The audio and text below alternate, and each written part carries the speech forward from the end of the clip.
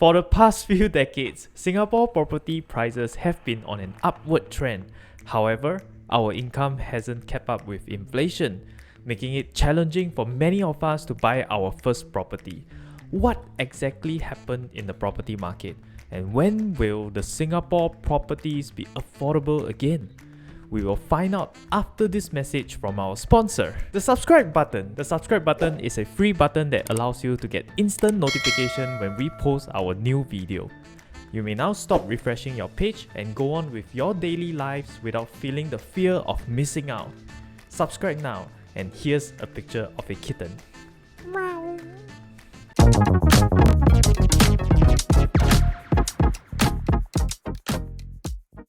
Singapore's property market increases due to various factors such as low interest rate environment, with great demands and lesser supplies, especially during the COVID-19 pandemic.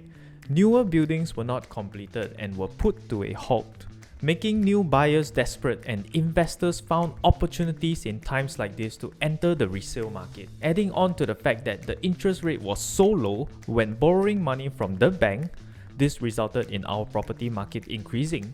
With more people buying properties and the new buildings cannot keep up with it, naturally the price will go up, demand and supply. Just take a look at the housing price 2 decades ago. It has grown to 168%, just like my At this rate, purchasing a property will be unattainable for ourselves and the next generation. Is there no way to reduce this level of increment?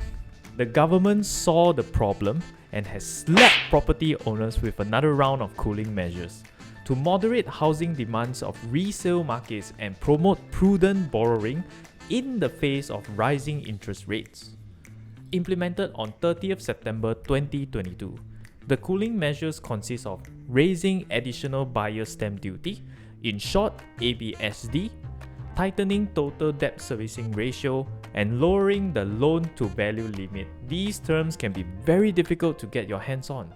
But to put it simply, ABSD is the additional taxes imposed on people who currently owns property and are considering to buy another. TDSR is the monthly debt commitment you have as a percentage of your income. The new policy reduces the maximum monthly debt commitment we can have, encouraging more prudent loaning of money in the face of rising interest rate. LTV is the amount of loan you can take as a percentage of the home value. The new policy reduces the amount, making potential buyers fork out a larger down payment before they can purchase a property. This is also to ensure that people have sufficient savings before they get a property. However, that being said, these measures are primarily targeted to reduce housing demands from people who already has a house and are looking to profit from a second house. All these are made to avoid a housing bubble and to ensure that first-time buyers like you and me will have more chances for an affordable roof over our head. With all these policies implemented, will the property market slow down? Based on the trend, the property prices will continue to rise, but definitely at a slower rate. The government is providing CPF housing grants of up to 40,000 for first-timer singles and 80,000 for first-timer couples looking to buy a new house. If you are looking for a resale market, the grant can go up to 190,000. Besides what the government is providing, what else can we do ourselves to ensure that we are able to afford a property in Singapore? As mentioned earlier, you are subjected to the total debt servicing ratio when getting a home loan. Your total debt obligations, including personal loans, car loans, all your credit cards, and your soon-to-be home loan, are capped at 55% of your monthly income. Let me give you an example. If your household income is $10,000 per month, your total loan repayments cannot rise to more than $5,500 when you take a home loan. Otherwise, you will have to borrow less for your house. One quick way to maximizing your home loan limit is to pay everything via cash and terminate all your credit cards before applying for a home loan.